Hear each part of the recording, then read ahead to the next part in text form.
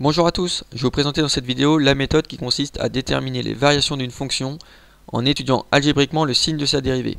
Alors par rapport à la méthode 3, on va être dans une méthode un peu plus calculatoire. Donc pour déterminer les variations d'une fonction, on va déterminer l'expression de la dérivée. Donc on va calculer f', si on appelle f la fonction de départ. Donc si f c'est notre fonction de départ, on va d'abord calculer l'expression de la fonction dérivée.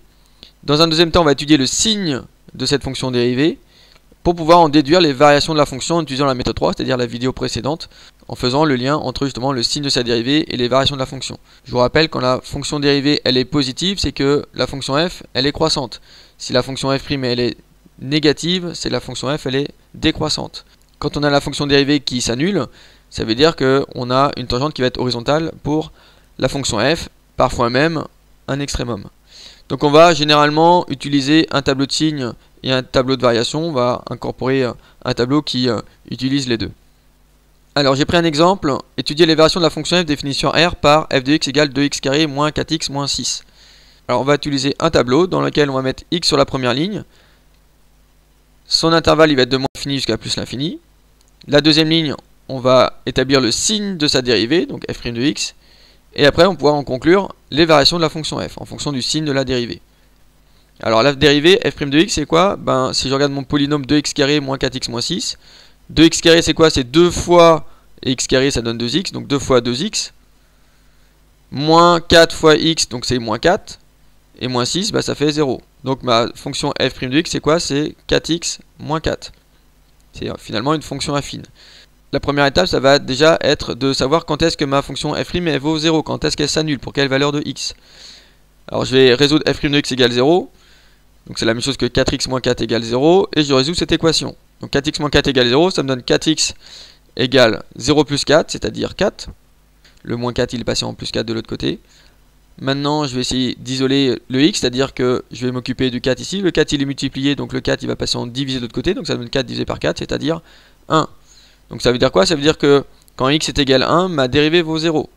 Alors maintenant, si je complète mon tableau par cette information, f' de x égale 0, je mets un 0 sur ma ligne du f'. F' de x égale 0, f' de x égale 0.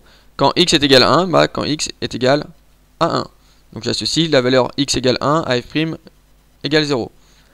Alors maintenant, pour le signe de f', si on regarde l'expression, on sait que c'est une fonction affine. C'est la forme ax plus b.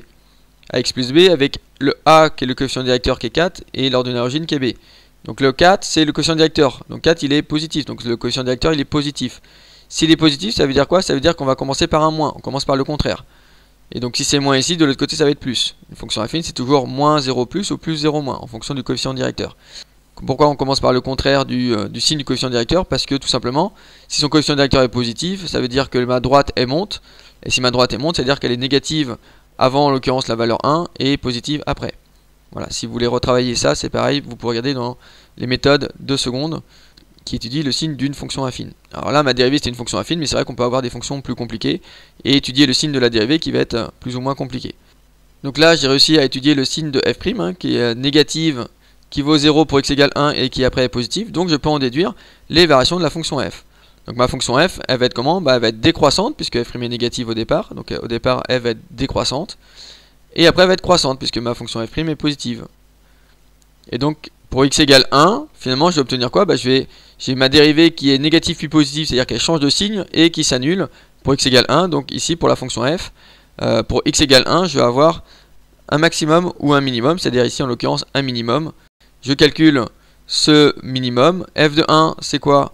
F de 1, si je reprends bien l'expression de 1, alors si je prends f', évidemment, je vais trouver 0, ce qui paraît logique, c'est pour ça que j'ai mis un 0 pour x égale 1. Par contre, je prends bien l'expression de f, c'est-à-dire 2 fois x au carré moins 4x moins 6 en remplaçant x par 1. Donc si je remplace x par 1, ça me donne 2 fois 1 au carré, moins 4 fois 1, moins 6. Et je calcule, alors ça me donne tout simplement 2 moins 4 moins 6, et 2 moins 4 moins 6, ça fait moins 8. Ça veut dire que mon extrémum qui était ici un minimum, c'est moins 8. Donc quand x est égal à 1, f est égal à moins 8. Donc la fonction f, on a étudié ses variations, c'était l'objectif.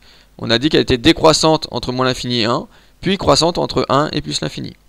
J'espère que vous avez compris comment déterminer les variations d'une fonction en ayant établi algébriquement le signe de sa dérivée. Merci de m'avoir écouté, à bientôt.